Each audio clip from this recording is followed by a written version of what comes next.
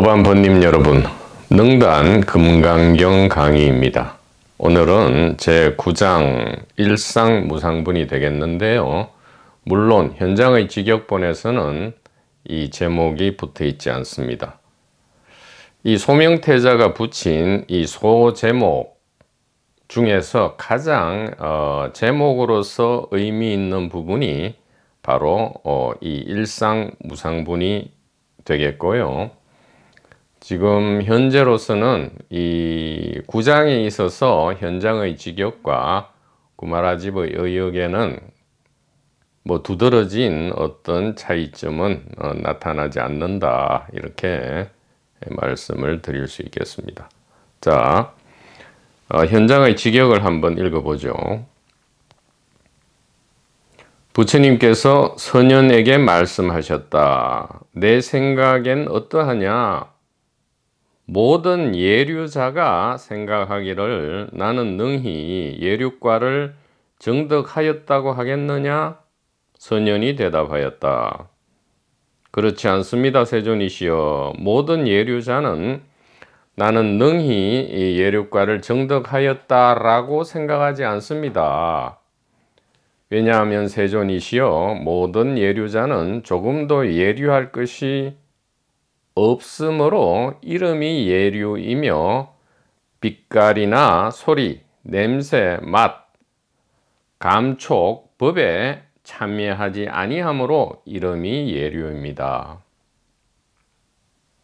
세존이시여, 만약 예류자가 나는 능히 예류과를 얻었다라고 생각하면 그것은 곧 나, 유정, 수명, 장부, 보특가라 등에 집착하는 것입니다. 이렇게 첫 단락이 맞춰지고요. 그 다음에는 이제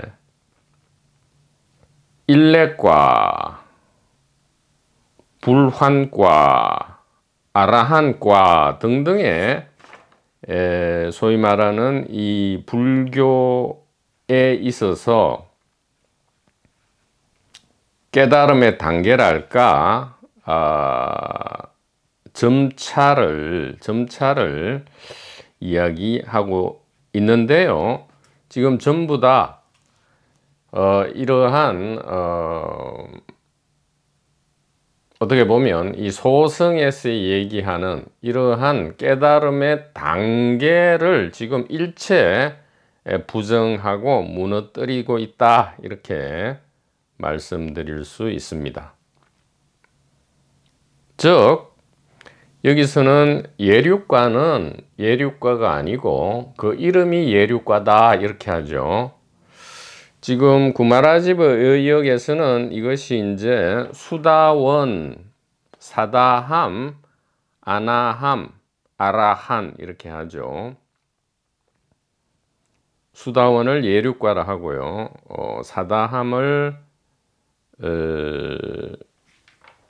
일례과라 하고요. 아나함을 불환과라 하고, 아라한은 이제 아라한, 응공이라 하죠. 응공.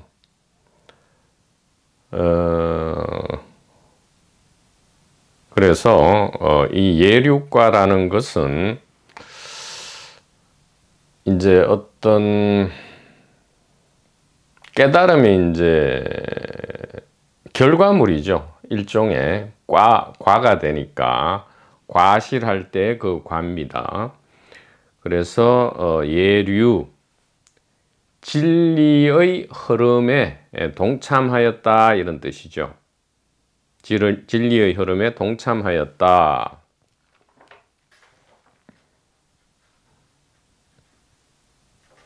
그러니까 여태까지 잘못된 견해의 흐름에 있다가 비로소 올바른 지혜 내지 진리의 흐름에 지금 동참하기 시작하였다. 이것을 예류, 흐름에 들어간다, 이런 뜻이죠. 흐름에 동참한다. 이 수다원이라 합니다. 수다원. 산스크리트어의 음력이 되겠죠. 뜻 번역이 아니고 소리 번역을 음력이라 하는데, 그러면 이것이 무엇이냐? 현대적으로 얘기하면 2분기 개인 대중의 길에 머물러 있다가 문득 이 1분기 지혜 가리킴의 귀를 열고는 1분기 지혜의 길로 들어섰다, 이렇게 수다원이다, 이렇게 얘기할 수 있는데요. 그러면 우리가 이전 강의 시간에 여러 번 이것을 다루었지만, 도대체 누가 있길래, 누가 이 수다원, 사다함, 아나함, 아라한이라는 이러한 과위에 들어가느냐 이 말이죠. 그리고 어떤 수행 공부를 쌓았길래, 혹은 어떤 은총 내지 선택을 받았길래 이러한 과위로 들어갈 수 있느냐. 이것은 개인의 선택이 아니다 했죠. 그렇다고 해서 신이나 하나님이나 어떤 타력, 외부에 있는 타력에 의해서 선택받는 것도 아니다라고 했습니다. 자력 구원도 아니고 타력 구원도 아니다.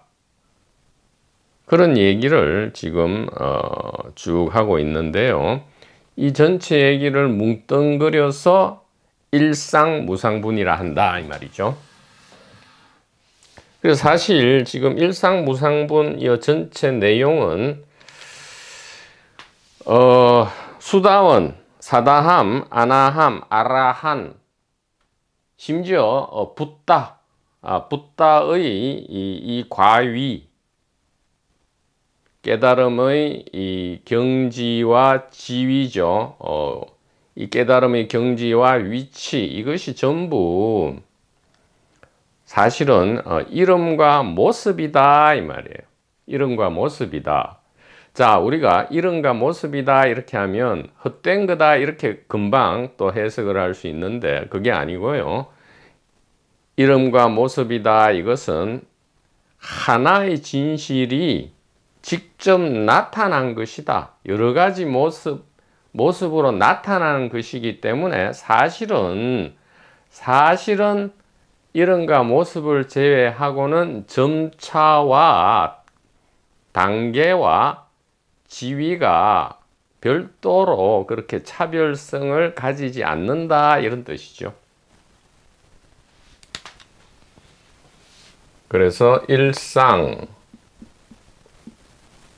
무상 이렇게 할 때에 이 제목이 이 전체를 이야기해 준다, 이렇게 우리가 알아야 하겠습니다. 보통 이것을 하나의 모습도 없는 모습이다, 즉 한 모습도 없다, 이렇게 일반적으로 해석하는 듯이 보이는데 사실은 잘못된 것이지요. 그것이 아니고요. 우리 자유 채널 1분기 지혜의 관점으로 이것을 해석할 때는 일상 하나의 모습도 없다가 아니고요. 하나의 모습은 곧 없는 모습이다. 예를 들어 온통 빨간색이면 빨간색은 없고요. 이 전부 다 황금으로 되어 있다면 황금은 없다 이 말이에요. 없는 것으로 인식된다 이 말이죠. 의식된다.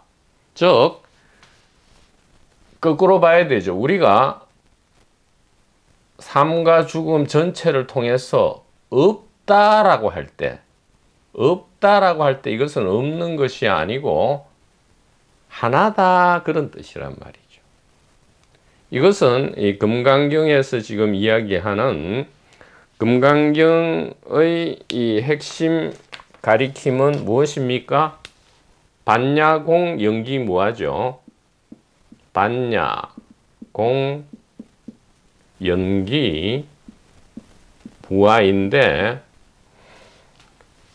이 반야공, 연기, 무아를 다른 한마디로 4개 단어, 4개의 한자어로 표현하면 뭐냐? 일상무상이다. 이렇게 이야기할 수 있다 이 말이죠. 그래서 많이 강조했다시피 무하다 하면 이게 일하란 뜻이고요. 무이다 하면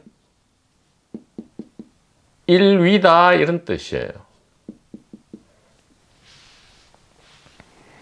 그래서 도대체 누가 있길래 이러한 예륙과나 일환과나 불환과나 아라한의 경지에 들어가느냐? 들어가는 사람은 없다 이 말이에요. 또 들어가는 그런 행위, 그게 자력구원이든 타력구원이든 그런 행위는 없다 이 말이에요. 이렇게 얘기하면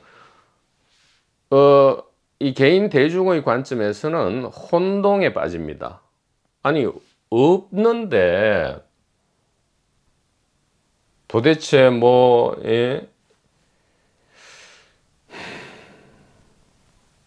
누가 예를 들어 지혜의 핵심을 이해하고 진실의 길로 들어가느냐? 우리가 개인 관점에서 이해할 수가 없게 된단 말이에요. 그런데 이 무상이 일상이고 무아가 일하고 무의가 일위라는 것을 우리가 이해한다면 개인이 하는 게 아니고 이 하나가 하는구나. 이 하나가 하고 모든 것은 하나의 직접 나타난 모습이구나. 이렇게 아는 것이 뭡니까? 반야공, 연기무하다 이 말이에요. 그래서 공은 텅 비어 있는 것이 아니고요. 하나로 꽉 차 있는 것이고, 무아는 내가 없는 것이 아니고 오직 이 하나의 의식이 있다.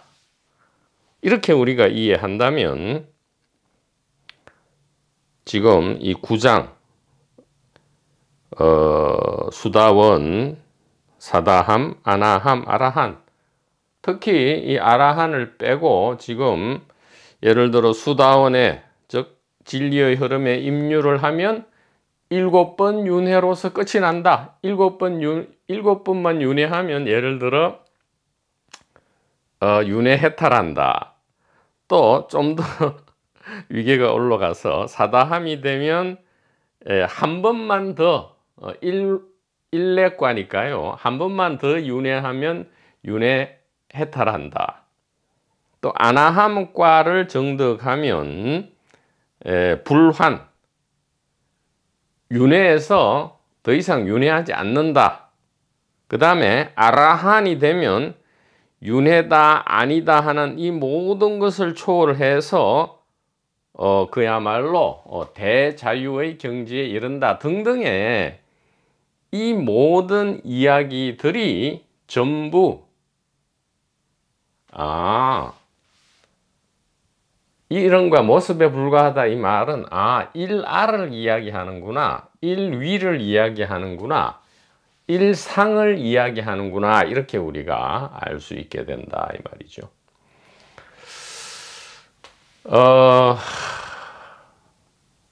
자, 이렇게 되면 결론은 어떻게 되느냐? 지금 중간에 사다함, 아나함, 아라한이 있고요. 마지막에 가면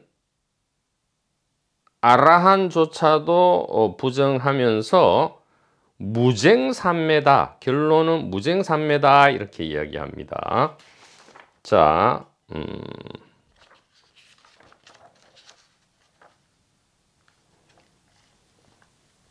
자, 현장의 이 직역을 보도록 하죠. 지금 아라한 부분입니다. 아라한 부분의 두 번째 부분. 세존이시여 만약 아라한이 나는 능히 아라한의 성품을 얻었다라고 이렇게 생각한다면 곧 나 유정수명 장부 보특가라 등의 집착함입니다. 왜냐하면 무쟁을 얻어 가장 제1에 머문다라고 말씀하셨기 때문입니다. 라고 하고요. 그 다음 단락에서 그러므로 여러께서 이름이 무쟁주라고 말씀하셨습니다. 이렇게 하고 지금 구마라집의 의역을 보면 이 전체가 무쟁산매,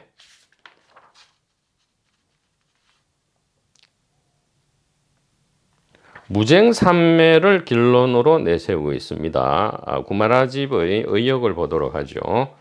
세존이시여 부처님께서 저를 일러서 무쟁산매를 얻은 사람 중에 제1이라 하셨는데 이는 욕심을 여인 아라한이기 때문입니다만 저는 제가 욕심을 여인 아라한이다라고 생각지는 않습니다. 세존이시여. 이렇게 이야기를 합니다. 자, 그러면 이 제9장에서 일상무상, 반야공 연기무아의 결론은 무엇이냐?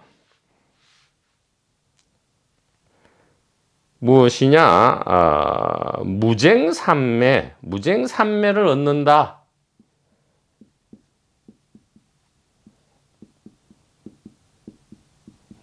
이것은 현장의 직역이든 구마라집의 의역이든 동일합니다. 일상무상, 즉 금강경의 핵심 가리킴인 반야공에 의해서 결국 우리는 어떤 결론, 예를 들어 그게 뭐 수다원, 사다함, 아나함, 아라한 등등 심지어 붓다를 포함해서 이러한 과윌의 정득의 결과는 뭐냐? 무쟁산매다 이런 얘기합니다. 무쟁산매.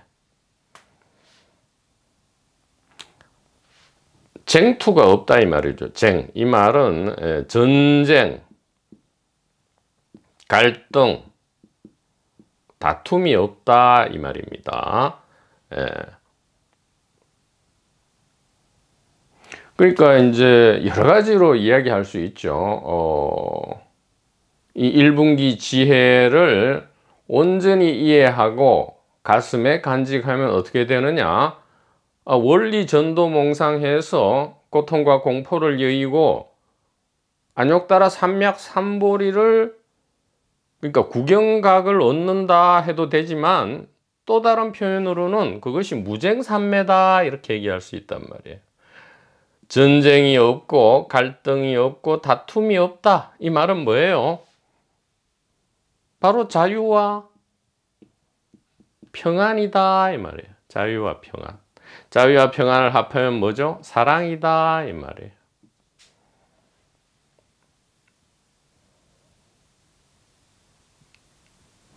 그 농도를, 그 뉘앙스를, 즉 이 자유와 평안 합해서 사랑, 즉 이 무쟁산매의 농도 내지 뉘앙스, 이 표현이, 이 비유가 맞을지 모르겠는데 우리가 이 화음, 이 찬란하게 핀 꽃에 다가가서 꽃을 사랑하고 꽃향기를 맡을 때에 그 꽃향기가 다채롭고 또 그 향기의 농도가, 뉘앙스가 농밀하냐 옅으냐 등등의 여러 가지 차이점이 있을 수 있지만 그 전체는 꽃이고 꽃향기이듯이 이 수다원, 사다함, 아나함, 아라하는 그리고 붓다는 어떤 위계, 깨달음의 위계를 이야기하는 것이 아니고요.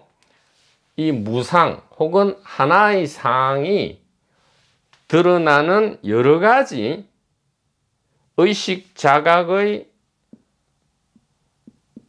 여러 가지 페이즈, 즉 위상을 이야기하는 것이다 이 말이에요.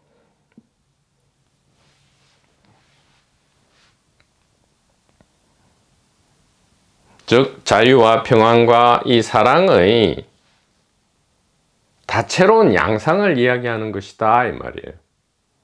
우리가 알고 있듯이 어떤 1등, 2등, 3등, 4등 나누는 그러한 위계 절차를 이야기하는 것이 아니다 이 말이죠. 자, 이것을 우리가 무쟁삼매를 가지고 이야기하면 더욱 명확해질 것이다 이 말이죠. 자, 그러면 그것을 조금 더 구체적으로 이야기를 해보면, 자, 무쟁삼매는 일단 나와 세계 혹은 나와 타인으로 구분해서 무쟁삼매가 어떻게 드러나는지를 우리가 한번 살펴보면 좋겠다 이 말이죠.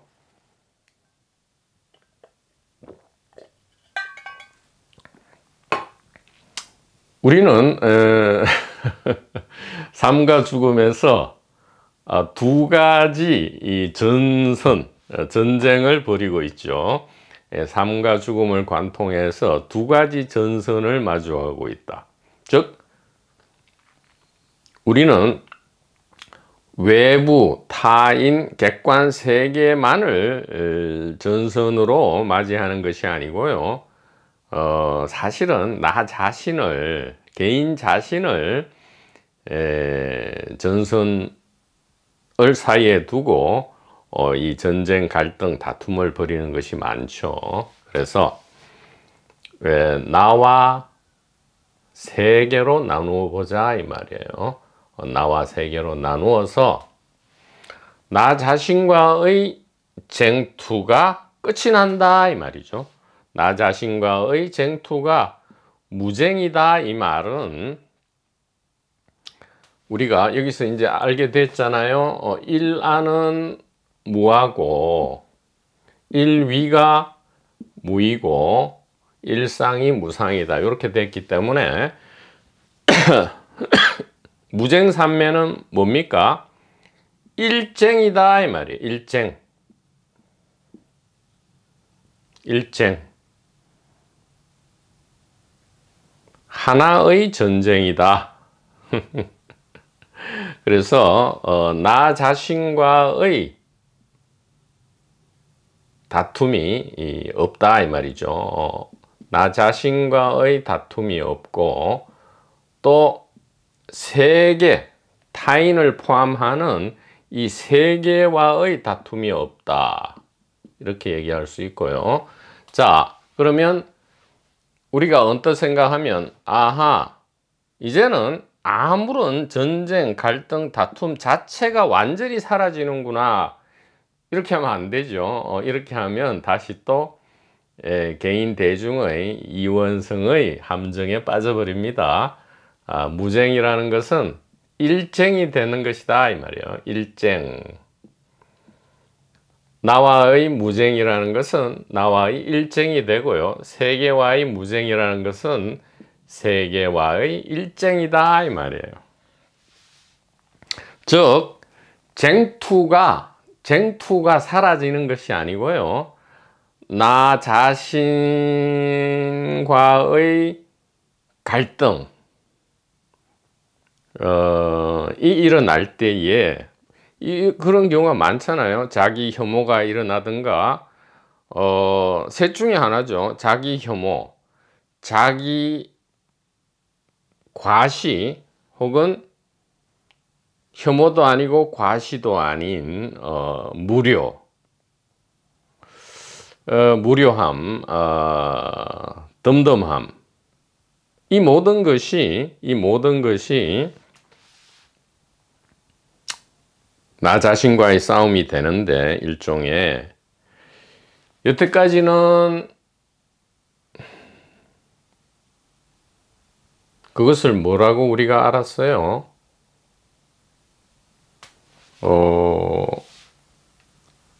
주관과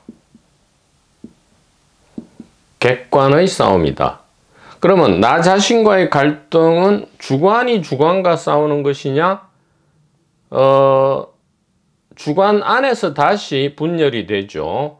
나 자신을 객관적으로 볼 때 이것은 객관적 주관이 되고요. 객관적 주관을 보는 주관은 주관적 주관이죠. 즉 메타 주관이 되어버리죠. 메타 주관이다 이 말이에요.